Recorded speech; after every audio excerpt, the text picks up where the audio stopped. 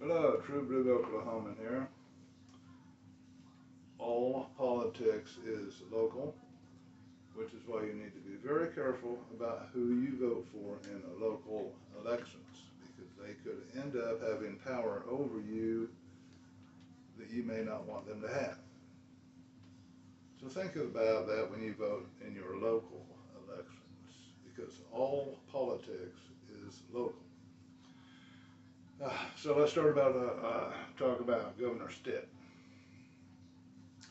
He just got elected president of the National Governors Association, which up until now had been a fairly well-balanced bipartisan group of governors who got together to talk about what they might think is best for all the states as far as governors can do.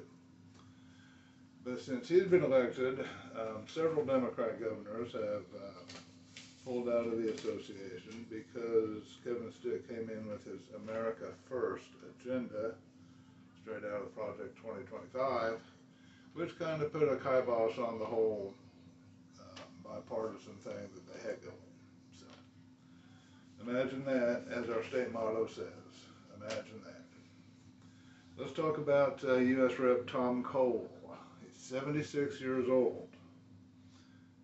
Gosh, Biden was old, man. Everybody made such a big deal out of Biden's age. Not necessarily Trump's, but Biden's. But anyway, Tom Cole, 76 years old. For more than 20 years, he's been on the government payroll. He's seeking his 13th term. You need to realize that he voted for that big bloated budget. It's going to cost Oklahomans in many, many ways when it comes to SNAP, Care, groceries, electricity prices, gasoline. It's all going up. Everybody knows it. You see it. You spend it every day. He's done nothing to stop the cuts to the EPA or to NOAA. The weather cuts are already being felt in Norman, Oklahoma. Cuts to FEMA. He says he has urged the agencies to carefully consider the facilities in his jurisdiction. Well, I hope he didn't go out on a big limb there, Mr. Cole. He urges the agencies to carefully consider the facilities in his jurisdiction. Brave man, huh? Let's talk about Stephanie Bice, and this really applies to all the Republicans right now.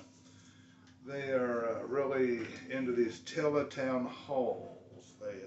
It's so much easier to lie over the phone than it is to actually look somebody in the face and lie to them, for most people, anyway.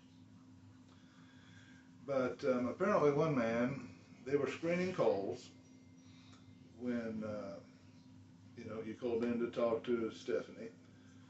They wanted to make sure you were asking a softball, non-controversial question. So this guy went along with all that, and then when he finally did get selected and was talking to Miss Bice, he asked her how come she doesn't do meetings in person. How come she won't let people look her in the eyes, and she won't look people in the eyes and explain what they're doing in Washington and why they're doing it. Well, she pulled out the usual playbook from the Republicans right now that says we can reach so many more people through these teletown halls.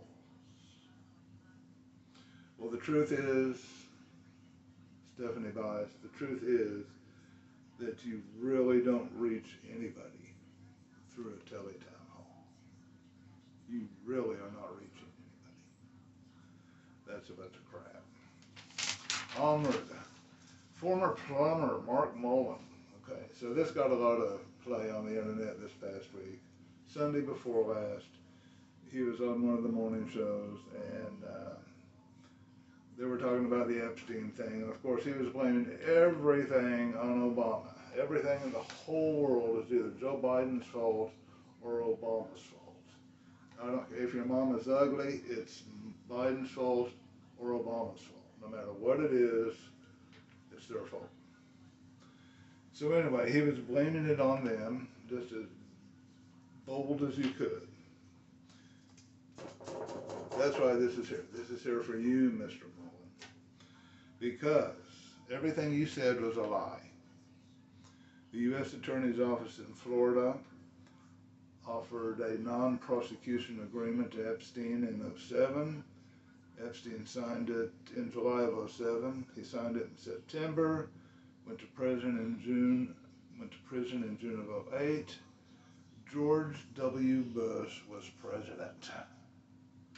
George W. Bush was president. History has him listed as being the President of the United States when that was going on. But if you went up to Mark Wayne Mullen right now, he would lie to your face. He would tell you that Obama did it, despite all the proof in the world. You know, this is a Republican strategy. Lie till you believe it. If you say a lie loud enough and long enough, they'll believe it. Anyway, and then Langford, okay, last Thursday, Langford, bless his little Baptist heart, he was on 2 News this morning, a local news program. And it's so fun to watch a Baptist preacher subjugate the truth in such a crafty manner. He is slick, there's no doubt about it, but what he said was BS. Just total BS. Anyway, that's all I got today. So this, of course, the important thing, right?